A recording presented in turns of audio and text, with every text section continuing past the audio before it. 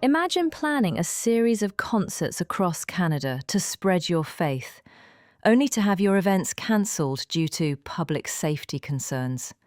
This is the reality for American Christian musician Sean Feucht, whose tour has sparked a heated debate about freedom of speech, religion, and the role of government in Canada. Today we dive into this controversy and ask, can Canada silence faith? And what does this mean for Christians everywhere?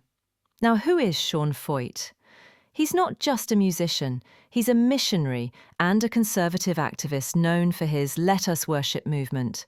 His tour, dubbed Revive in 25, aimed to bring a religious revival to Canada, starting in Halifax and spanning the country. But his views on issues considered controversial made him a polarising figure, challenging the very fabric of Canadian society. When did the controversy unfold? The trouble began on July 23, 2025, when Parks Canada revoked Feucht's permit for a concert at York Redoubt in Halifax, citing public safety concerns. This was followed by cancellations in Charlottetown, Moncton, and other cities, as officials worried about the potential for conflict due to Feucht's controversial stances. But is this about safety, or is it about silencing a Christian voice? Now here is where the freedom of speech question arises. Feucht himself has been vocal about this, stating on social media, Parks Canada made it clear that peaceful Christians worshipping their God has no place under their jurisdiction. This raises a critical question. Does Canada value freedom of speech and religion, or are these rights secondary to public safety? For Christians, this is not just a legal issue. It's a call to stand firm in our faith. Next, opposition and public safety concerns. Like Halifax resident Larry Stewart, argue that Feucht's views are anathema to the principles of Canada, particularly the views of inclusion and respect. Liberal MP Shannon Miedema echoed this, urging Parks Canada to cancel the event, saying it goes against the core values of the agency. But as Christians, we must ask, are these values truly at odds with our faith? Or is this a misunderstanding of what it means to love and serve God?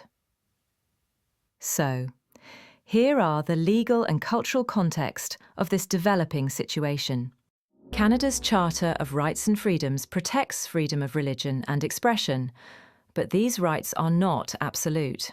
The Canadian Civil Liberties Association emphasises that any restrictions must be necessary and minimally intrusive. Yet, the rapid cancellations suggest a broader cultural unease with Feucht's message. For Christians, this is a reminder that our faith often challenges the status quo, and we must be prepared to defend it. Now let's look at the media's role in this, and unintended consequences of the reporting. The media has played a significant role in this story. CBC News covered the controversy, but some, like ex-user Ryan Gerritsen, argue that their bias actually boosted Feucht's fame. Gerritsen tweeted, "This CBC story from 3 days ago resulted in Sean Feucht being more famous in Canada than he would have been if they just left it alone." Feucht himself retweeted this, humorously noting that, "to be so true." For Christians, this shows that even in adversity, God can use all things for his glory. Sean Feucht's tour reminds us that standing for Christ often means facing opposition. But remember, Jesus is Lord, and in him all things hold together, even in the face of controversy. What do you think about this whole scenario? Should his events be allowed, or are the cancellations justified? Leave your thoughts in the comments below, and don't forget to like, share, and subscribe for more on trending Christian topics.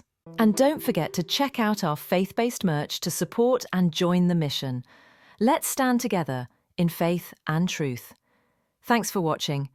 If you enjoyed this video, Check out our series on Young Hoon Kim's tweets and other trending Christian topics.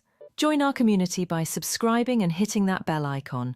See you next time, and may God bless you.